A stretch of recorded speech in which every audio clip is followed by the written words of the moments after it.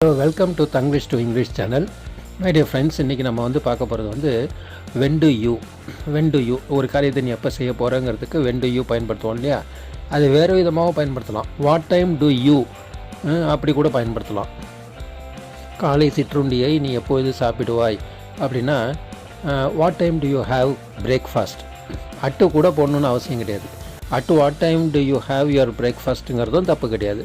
At இல்லாமலும் நம்ம பயன்படுத்தலாம். What time do you have breakfast.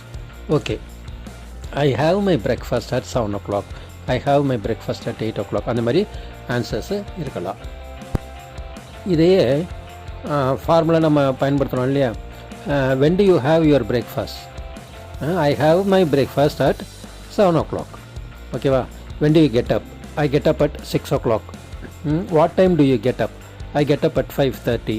அந்த மாதிரி வென் டு யூக்கு பதிலாக நம்ம what time do you do something அப்படிங்கிறத நம்ம கேட்கலாம்.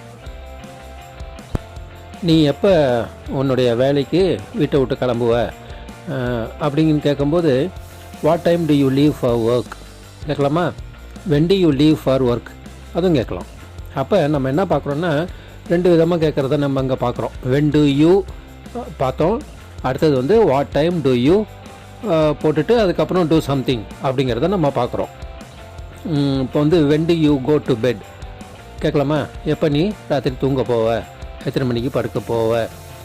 What time do you go to bed? At what time do you go to bed போட்டாலும் தப்பு கிடையாது. அட்டுங்கிறது போடணுங்கிற அவசியம் கிடையாது. வாட் டைம்னே ஆரம்பிக்கலாம்.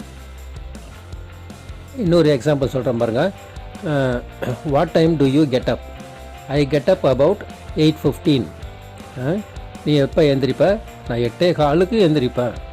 அப்படியும் நம்ம கேட்கலாம். ஐ கெட் அப் அபவுட் 8:15 அல்லது ஐ கெட் அப் அபவுட் 8:15. உங்கள் வீட்டில் எப்போ மத்தியான சாப்பாடு, மதிய உணவு எப்போ சாப்பிடுவீங்க அப்படின்னு கேட்கணுன்னா எப்படி கேட்பீங்க? இப்போ நம்ம சொன்ன எக்ஸாம்பிளை வச்சு what time is lunch at your house? திருப்பி சொல்கிறேன். What time is lunch at your house? உங்கள் வீட்டில் எத்தனை மணிக்கு மத்தியான சாப்பாடு? Lunch is always at 1 o'clock. எங்கள் வீட்டில் எப்போதும் மத்தியானம் 1 மணிக்கு சாப்பிடுவோம். Lunch is always at 1 o'clock. இப்போ சொன்னது ப்ரிசைஸாக சொல்கிறேன். வாட் டைம் டு யூ போட்டு கேட்கலாம், அல்லது வென் டு யூ. இந்த ரெண்டு ஃப்ரேஸை நம்ம இன்னைக்கு பார்த்துருக்குறோம்.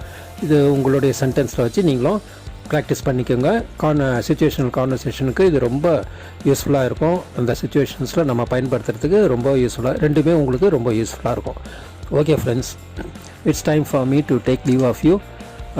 By by.